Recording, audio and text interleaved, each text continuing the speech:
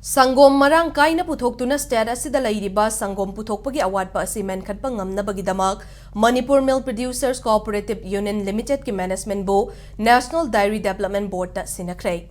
Ngasi Manipur lainga ki Veterinary and Animal Husbandry Department, National Dairy Development Board (LTD) amasong Manipur Milk Producers Cooperative Union Limited ki marakta khudyak pinaduna Cooperative Union asibo NDBB da khutsinakibane.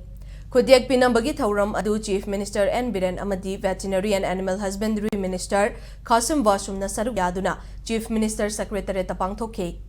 Government of Manipur gi oina Veterinary and Animal Husbandry gi Secretary Michael Achom, NDDB gi oina Chairman Dr. Minish Shaha amadi Manipur Milk Producers Cooperative Union Limited ki oina Board of Administration Pukrambam Sobha Chandrana MoU doiduna khudyak pinakhe.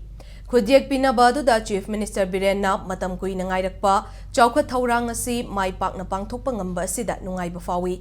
State asida sangom gi demand nongmanong magi hankatlakli Olympian taragamapan yauna sanaroi kaya puthokliba state asida atangba diet piba ngamdabana sangom gi mathau yamna tai haike. Chief Minister na makha taraduna NDBB da Manipur Milk Producers Cooperative Union Limited bu khutsinaba asina lamdam asida sangom hena puthokpa ngamhalagani haibagi thajaba lei. Loinana lamdam asigi tongan ba mafam singda san singi machinjak chafam semgatpa mathau tari haike.